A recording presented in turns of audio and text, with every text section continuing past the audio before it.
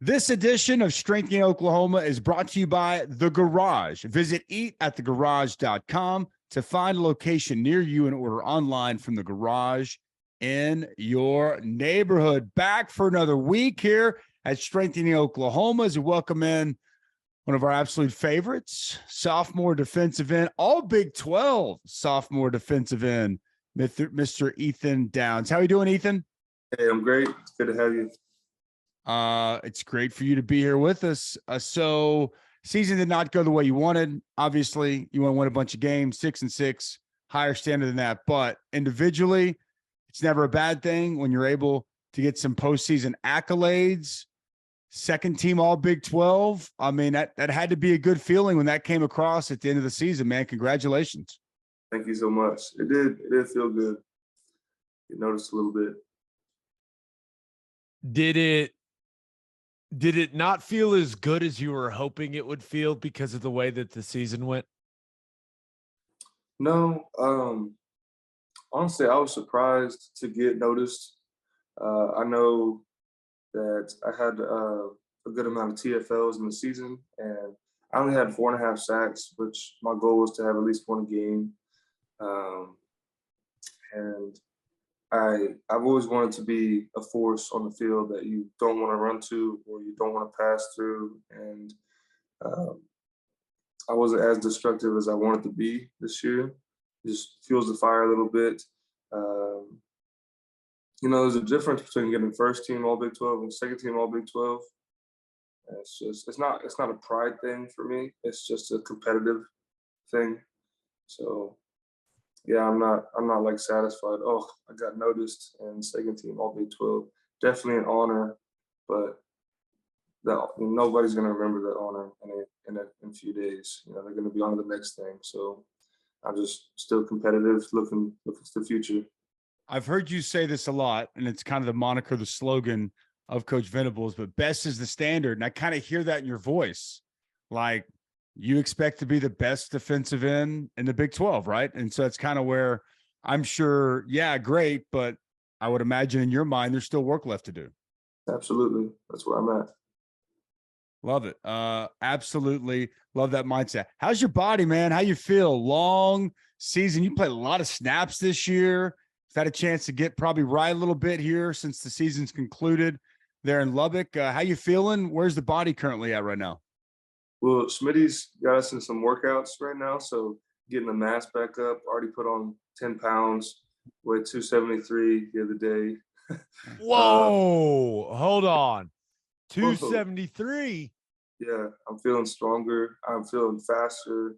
It's just kind of that comfortable weight. I can move around really well and getting some flexibility back. What I got to watch out is when you have an off day, not just laying around being lazy or playing video games, getting all stiff and back starts hurting and hips get tight. I got to make sure I'm going out to the hot tub in the facility or maybe get on that Stairmaster a little bit, staying loose. So, man, after a whole season, you start feeling fatigue and you start noticing, oh, this doesn't work the same, or oh, that kind of hurts when I do this. But honestly, I'm really blessed. I don't feel too bad off. I just this little time off and get in the weight room again, and not so much impact from shoulder pads and helmets clashing, and I feel really good. I'm ready to get back in it for this bowl game coming up. Yeah, let's talk a little bit about that bowl game.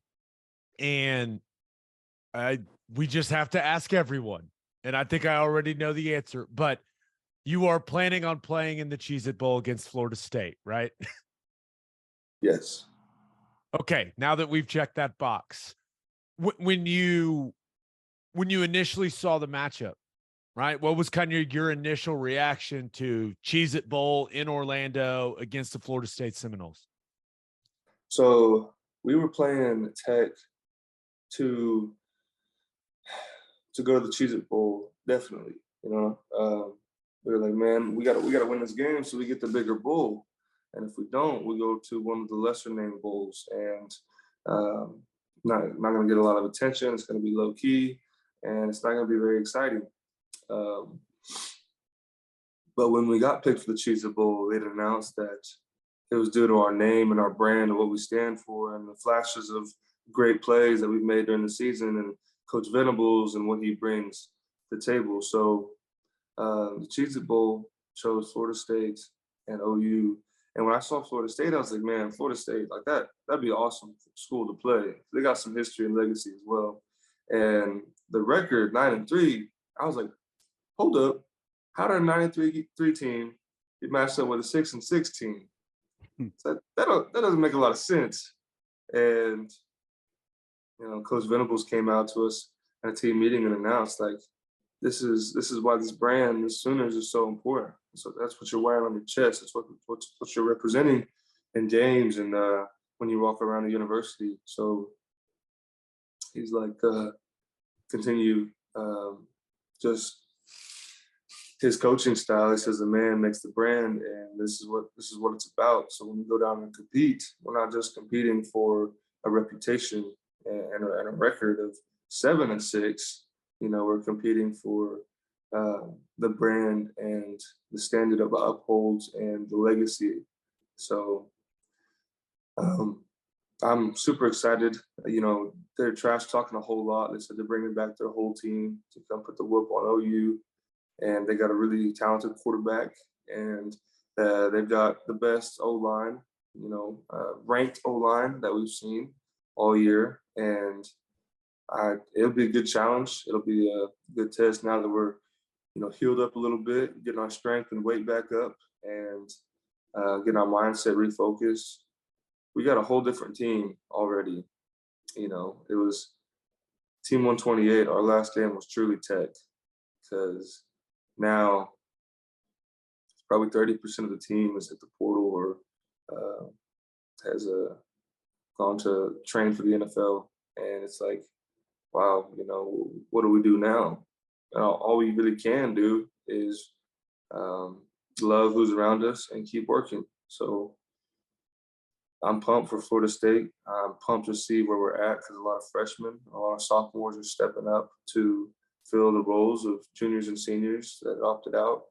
And it's exciting, because true colors are going to come out on the field, and our future is going to show on the field, of Team 129 and 130 and what they're going to look like.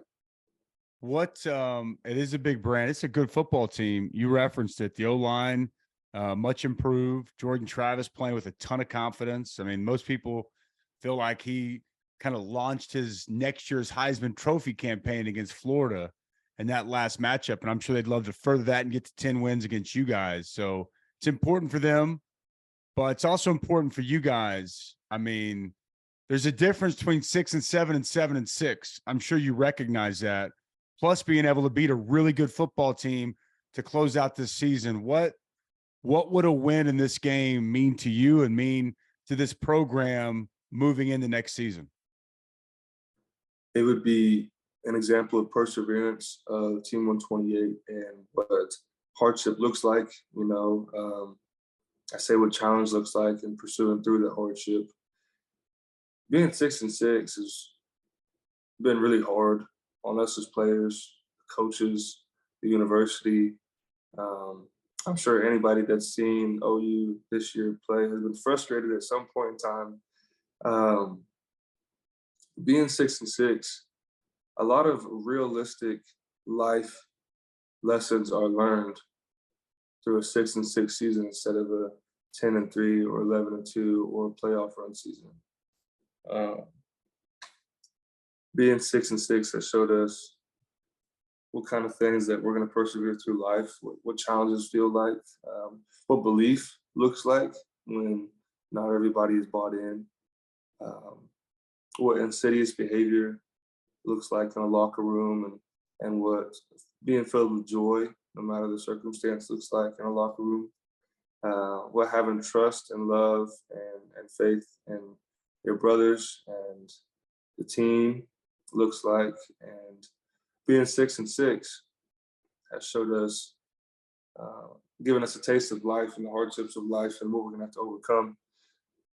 So getting a victory at the end of this hard road, making it 7-6 will mean a lot for us, but a lot for all the fans of OU. And if OU means something to you, it'll mean a lot to you that this team that has struggled through the season and now struggled internally by losing a lot of their guys can now turn around and conquer what seems to be a giant as a 9-3 opponent. So, yeah, and a ranked team, a top 15 team. So I'm excited to write a little history. I like it. I like it. Now, I know that it's a busy week for you. It's a busy time, right? Finals week. A lot of people forget you guys still have to go to class and take your tests and all that stuff. So I won't judge you either way, but have you been able to dive into the Florida State tape a little bit and start taking a look at what challenges they present for you guys offensively? So we've just kind of dabbled on the O-line and the quarterback, and it's their skills and their speed. Man, that quarterback is so talented, reading coverages and hardly ever checking to the sideline to his coaches. He's usually checking what he sees formational wise and even the alignments of the D ends and where linebackers are. He's super talented. We're definitely keying him. We got to cut the head of the snake this week. Like I said, we just dabbled into the film, and I plan on getting more into it in the off days that we have for finals week. You know, the days that I'm not taking essays or exams and writing essays, I'm going to be in that film room, get some recovery, and trying to be as prepared as possible for the game. It is in Orlando. Disney's there. Have you been to Orlando? Have you been to Disney? Never been. I'm excited, man. You know, we get to do a lot in the bowl game. Like when last year we were in San Antonio, we got to walk around the river walk and see all the attractions and eat at all the places. You know, it was really cool. Even the hotel we were at was really nice. So, man, being in Orlando, though, I bet that's going to be wild. Getting to go to Disney. I don't even know all the sightseeings around there, but I'm sure we're going to get spoiled. Coach Venables said Santa's coming to Orlando too. So I'm excited. Santa is coming to Orlando too. That's great. Yeah. Now, Of course. Yeah. yeah, of course. Of course. Duh. Yeah. Why wouldn't he? Is it what's you guys are, you're working out, and like you mentioned, a lot of guys that were key contributors on this team have chose, to opt out of the bowl game.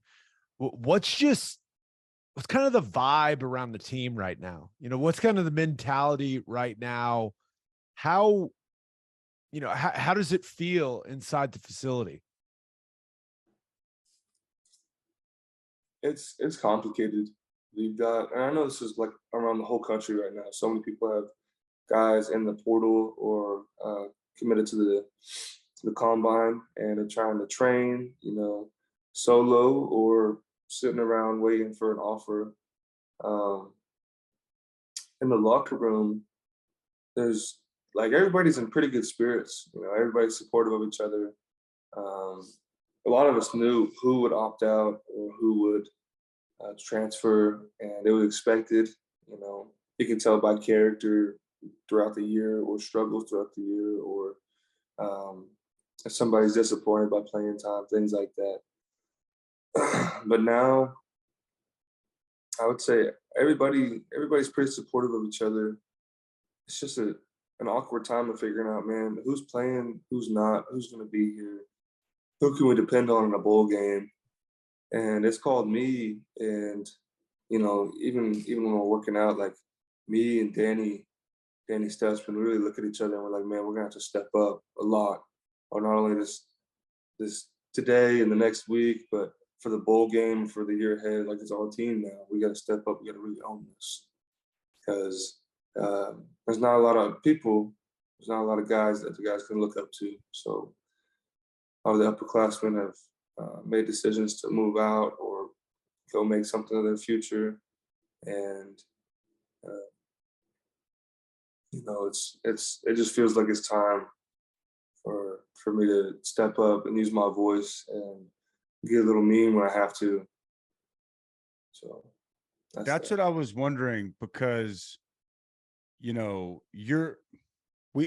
again, I don't want to say you're not the most vocal person, but like on the field, you're just like, seem like I'm going to handle my job. I'm going to do it at a high level and I'm going to do it good, right? You're not necessarily a raw guy. Not that you have to be that to be a good leader, but how important is that, just finding your voice and holding guys accountable and not just going out there and doing it with your actions, but also being able to step up and speak to guys, set them straight. Like, how important is that right now for this bowl prep? And then, you know, moving forward, heading into this offseason before next season? Using my voice would demand the best out of my teammates, and it would call me to uphold my standard because I don't want to be out there looking like a hypocrite, you know, moving slow or not doing my job, forgetting my plays, and then yell at my teammates who maybe busted a play and don't have their stuff together, you know, have the right mindset, the right focus. I've noticed when I don't use my voice, when I'm not loud, you know, when it's not contagious, and I don't pull a lot of energy. Like I say, I don't express a lot of energy to my teammates, and um, I've seen throughout the year that when I'm not loud, when I'm not, you know, hooping and hollering, when I'm not throwing my arms up and expressing a lot of energy, they uh, they tend to follow. It's just like, oh, do your job and and next play. You know, we'd have a big sack, and instead of everybody running up to him and jumping on his back and dogpiling him, it was a all right, slap on the butt, next one, let's go. And that energy can be contagious for the whole team if we are through the roof with our energy, like there's no tomorrow. And it can be discouraging to the opponent to see how much fun we're having playing ball.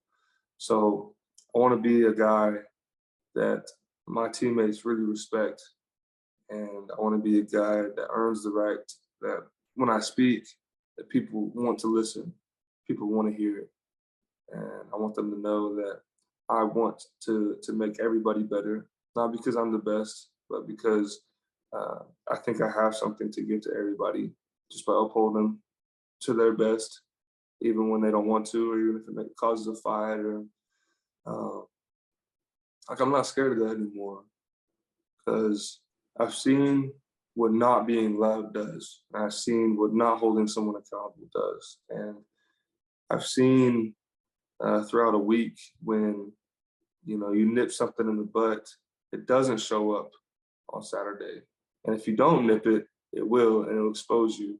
So I feel like I'm already a senior because I've seen so much football from last year, completely different coaches, different culture, different football. And now I'm living this, and I'm so thankful for all the different perspectives I've got to see and all the different ball I've got to see. And like I mentioned Smitty earlier, the strength staff has held me accountable to this too. So Ethan, if you're going to lead the lines, speak up, keep the lines straight, tell the guys to get their knees up. You finish harder than everybody else. You lead the pack, and it has nothing to do with how old you are. It has everything to do with how hard you work, how much you love it. And since I love it that much, and since I work that hard, I'm going to hold my teammates that same standard. And I don't expect them to fulfill it every time. I don't expect myself to fulfill it every time, but I'm really going to try hard to make it happen. So I'm pumped to take on this role as a leader and to embrace it and not just fumble into it, fall into it. I really want to own it. Feels a lot like high school again, where freshman and sophomore year, you kind of just fade behind the pack, and you know, you do some good things on the field, get noticed a little bit, maybe get an offer or two, you know, get some attention, and then it's like, oh, those seniors are gone, or oh, that guy got hurt. You know, it's what are we gonna do now? And everybody starts looking to you um, as the next guy. You know, coaches included. They say, okay, Ethan, it's your time. Let's go. So, and it feels a lot like high school, and I think I can relate it to high school because that comfortable feeling, you know, that finally filling out the role, not only with like mass but confidence and focus on the future. That's good, man. Love it. mean, that's good stuff. Now, the defense is complicated, right? We all understand that with what Coach Venables brings. How did you feel, over the course of the season? How did you feel your understanding of the defense improved? Like, how much more comfortable did you get in it? And maybe what was the most challenging part of adjusting to the new scheme within the season? So I really respect Coach Venables. I've heard before he came in a little bit about him.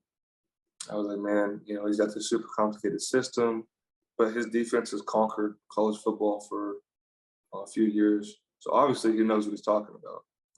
And throughout the year, his experience, his expertise, his wisdom in the game and in life has enlightened me and inspired me and made me a better person, a better player.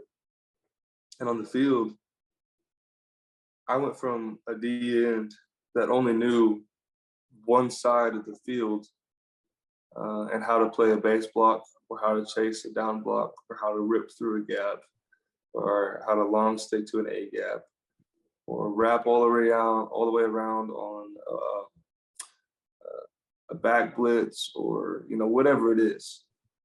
I never dropped to coverage. I never went to a 3-tech or a 0. I never knew how to play man or zone. Like, I didn't know any of that. I didn't know the call outs for it. I didn't know how to call the strength to the field of the boundary or the formations to the boundary. Like, I didn't know all that. I didn't know how to read it, where the back was to expect flow or strengths. I didn't know how to read the quarterback demeanor. And although the system is very complicated, it's only given me tools to see more. And you can see more and slow you down, or you can see more and prepare you to make the biggest play of the day, to take advantage of the play and conquer like every single down. And then when we'd slip up by just an inch, or if somebody wasn't in the gap, it would expose the whole defense and they would get a first down or a big play and kind of take the life out of the sideline and the stadium. Unless we were visiting, and then they would uproar the stadium. But yeah, it's such a gap sound defense, and when it works, it dominates. And when someone's not where they're supposed to be due to lack of discipline or lack of focus or lack of buy-in, because they're thinking about, the future or change or family or whatever it is, if they're not 100% all in, bought in, then that gap's exposed just a little bit, just enough to break an arm tackle or to throw a ball through,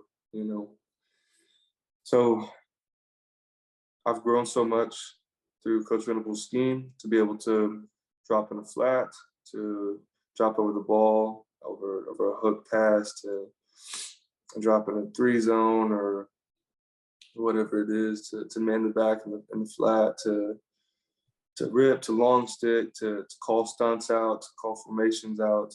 And I've become a way better player than I think I would have without Coach Venables. Well, and you're scratching the surface because you're only going to learn more and you're only going to get better. So can't wait to see exactly what that looks like. And hopefully we get a chance to see that coming up in this bowl game against a very good Florida State team, as we talked about. All right, let's get to some fan questions here. Fan questions always brought to you by Love's Travel Stops. Visit loves.com for more information on the nation's leading travel stop network that's headquartered right here in the great state of Oklahoma. Mark H. wants to know, Ethan, what was your favorite game of the season? Mark, it's tough. It's a hard question, man. I really like playing against OSU, our rival game. Won the state championship, dominated, and set the tone right off the bat. That was the best game. Just choking the life out of OSU and making them like it. All naughty, like dirty. Whew. Dirty. Now you're speaking Dusty's language, right? You got him choked up. That was great. Just the joy in your voice there when you're describing that was nothing short of spectacular. It was, I don't even think it's close. It was y'all's best performance start to finish of the year. Yeah. And it was needed, and it came at a perfect time. So I agree. I think that was my favorite one to observe, and pretty cool to get a chance to be up there in the booth calling it on ABC. So yeah, I concur with you. Good selection with Bedlam, Gabe. It was definitely a strong selection. Definitely strong. All right, this last one for you, Ethan, comes from Nikki C. She says, I've seen some stuff from you and your dad on Twitter. Have you found a new place to live yet? Hey, Nikki, I did. Just found a new place, great location. It's actually behind the sororities and the frat houses, a little off campus, a little bit, but still close enough to the stadium to ride my monster scooter I got for my birthday. So, yes, I'm in luck. I even found somebody to take over my lease. So, man, God is good. Prayed for it. It's happening, and I'm thankful. I want to hear about this monster scooter. What you got? It actually sits in my house, just charges in the apartment. It can ride about 50 miles, go up to 30 miles per hour. Whoa. Cooking. You can hold up You to wear a 4. helmet? Tell me you wear a helmet with that thing. The hard head, man. What are you talking about? Be careful. Just be careful. We don't need you falling off a scooter and breaking a wrist or something. So be careful on that thing. Be careful. I've heard that a couple times. They hold to 400 pounds, got the shredded tires, all terrain. It's great. Even got It sounds like a motorcycle. What you got there, dude? Wow. mini motorcycle. I can tell you like it. It's like your new best friend. You've got your new toy. Everywhere I go, it goes with me. Santa might have came a little bit early. Well, congratulations on that, man. Enjoy the scooter, and best of luck with finals. And man, best of luck down there in Orlando. We'll be watching. We'll be rooting for you, and we'll be hoping you guys can finish the season on a strong note. Ethan, thanks for the time today. Thank you so much, man. It's good to see you. Great to see you as well. Always love chatting with our man Ethan Downs. And now it's time for me and my man Gabe to break it down. The Breakdown, brought to you by the Oklahoma Proton Center. It's one of the top cancer centers in the region, using state-of-the-art proton therapy. Oklahoma Proton Center, more than a cure, quality of life. Well, great to talk with Ethan. Can't wait to see exactly how the Sooners look in the bowl game. Boy, you could tell, what do you say, 30% of the roster that they had at the end of the year won't be there.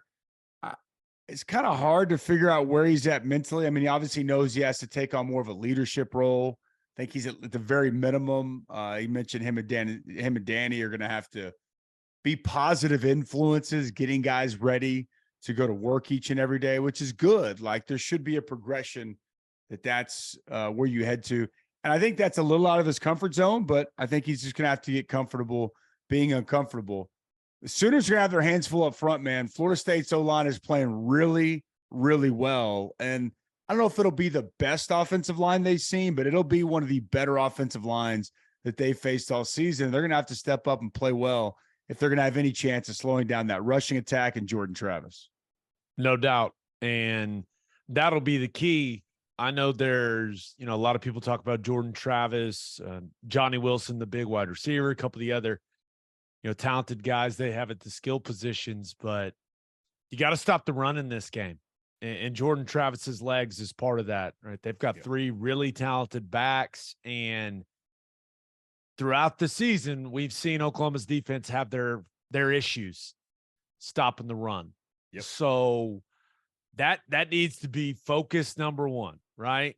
Make Florida State a one-dimensional football team. And we've seen Oklahoma's defense be able to do that at some points in time in the season. Like, we've seen some really good stretches of defense, but the encouraging part for me is, like, it sounds like Ethan and these players are really excited for the challenge of playing Florida State, which is good to hear. But yeah, there's no doubt. I mean, Florida State's a dang good football team. Yep. And Oklahoma's going to have to play really well if they're going to have a chance to win that ball game. So last week there was some major news that hit at the end of the week. And again, kind of just go back to what we said from the beginning. Appreciate all you guys, especially everybody that's been here from the beginning. With strengthening Oklahoma, but there was a big announcement last week. We are essentially merging with Crimson and Cream Collective. Really want everything to come together. There's a lot of different entities out there for fans, for even players, and it becomes confusing. And the last thing we want to do is be confusing. From day one, Gabe and I got into this entire thing to help Oklahoma football, to help Oklahoma players be able to monetize off their NIL and create opportunities for them that at the time when we came up with this just weren't present. There was nothing. When you and I started talking and we got into this, there was nothing. And we basically just said, we got to do something. Like, we don't just want to sit there on the side while all these other things, opportunities are popping up all over the country at universities, and they weren't in our backyard at our school. And like, right as we spent a lot of time in the preparation, ramping up, trying to do our due diligence, do everything the right way, do everything according to the way the university wanted us to do it. It took a lot of time. It took a lot of effort. And once we finally got to that point, it's like all of a sudden the space became flooded, right? And then there were all these options. There have been other options out there, and just kind of multiple collectives have emerged. And it's become very apparent to us that the what's best for Oklahoma football, what's best for the Oklahoma football players and for Oklahoma athletics is for these collectives, if they truly care about what's best for those things, which we do, to come together and create an easier option for both the fans and the players, for the fans to contribute, for the fans to be a part of it, for the fans to continue to help promote the prosperity of Oklahoma athletics, and for these players not to be pulled and dragged in all these other entities. But if you can all come together and be one, that's where it has been explained and has been become very clear to us that that's what's best. And so I'm sure there's a lot of people that saw that, and a lot of people were excited about it. There's some people probably confused, but Gabe, at the end of the day, we just want what's best for Oklahoma football. And in our opinion, and based off every indication we can get from the highest powers that be at the university, this is the best path forward for strengthening Oklahoma. This is the best path forward for Oklahoma football and Oklahoma athletics. Yeah. And that's why it made it a simple choice for us. You know, we had the proper conversations with all the right people about it, and, you know, kind of what they wanted us to do. And it became clear that becoming part of Crimson and Cream, we'll be joining their advisory board, and we're hoping to be involved in their content production here in the future, especially next year for football season. But yeah, so we'll finish out December with the interviews with our athletes, and then we'll, you know, strengthening Oklahoma will no longer exist, right? And I think you and I both agree, very proud of the way that we have operated this thing. It's been a joy to work with the players. They've been extremely professional and shockingly punctual, and in a tough year to do so, by the way. Yeah. And they've done it in a season where it was not easy, right? A lot of those guys could have said, hey man, we've lost a bunch of games in a row, I don't want to do it, but they never did that. And I really respect them for that, and just appreciate everyone's support in this thing the way that they did. But it became clear to us that unifying, simplifying, whatever word you want to use, making it easier on Oklahoma athletes and easier on Oklahoma fans to support the NIL opportunities for these players. It made a lot of sense for us to just join Crimson and Cream. And yeah, I guess all we do now is encourage people to go subscribe there. Like, go support crimsoncreamcollective.com. Yep. And like you said, they have offered us seats on their board, looking to us to try to, come up with content creation, as well as, I think, just take our overall input on the way they're running the organization, and any thoughts and things that we can add to help in any way that we can. We're going to definitely do so. So, and kind of just to echo what you said, I just really appreciate the people that have really stepped up and have believed in us and have subscribed to us. You've really made a difference with these players, and we've put a lot of our own time, effort, energy into putting out this product, and sure hopeful that Crimson and Cream Collective is going to be able to put out very good content product as well. And I believe to my core, like, NIL is essential. And there's a lot of different forms of NIL, which Crimson and Cream Collective represent. Whether it's the biggest money donors or people subscribing, it all matters, and it all kind of comes together. And until further notice, this is the way of the world in college football. And it's the reality of where we're at in the sport and where we're at in college football. And the truth is, to compete at the highest level, you've got to have very good and efficient collectives in place. And we definitely endorse and promote Crimson and Cream Collective, and we believe that can be exactly what Oklahoma needs to continue to be at the top of college football. So again, it's been crazy. It's been very educational process, I think, for both of us. I thought I knew a lot about NIL, or at least some about NIL, before we started our collectives. And I feel like we just learn more and more by the day. And I just, for all the fans out there, I'm sure it's hard for you to comprehend. I think it's hard for a lot of people to comprehend how quickly this thing in college football has shifted and it's changed. But I can just sit here and say, at least with all honesty, for me, Gabe, it's essential. And without it, you're going to fall by the wayside. With it, you're going to give yourself an opportunity at a place like Oklahoma to still compete at the highest level of the sport. Yeah, it is, with how the rules are now, and the rules have changed a lot over the last year. Yeah. But with how the rules are now, I think having an organized, unified collective, I think it's essential to staying as one of the elite programs. I just think it's something you have to have, and something that has to be operating efficiently. It's part of the sport now. That's just the reality of it. It's part of the sport. Yep. And, athletic directors realize that. School presidents realize that. College football coaches realize that. It's the reality of where we're at. And so, again, crimsoncreamcollective.com. Check it out and look into it. And if you want to continue to help making an impact on Oklahoma athletics, give them a long, hard look and see what they're doing, because we believe that it is essential for the future of Oklahoma football that Crimson Cream Collective continues to thrive and have a lot of success. We say it every single week on here. And as Gabe mentioned, we're not going anywhere. We'll be here for the rest of December. So continue to watch our videos, continue to support all these great athletes. And whether you've been here from day one or this is your first episode to watch, we appreciate you. We thank you. And we'll see you again next time right here on Strengthening Oklahoma.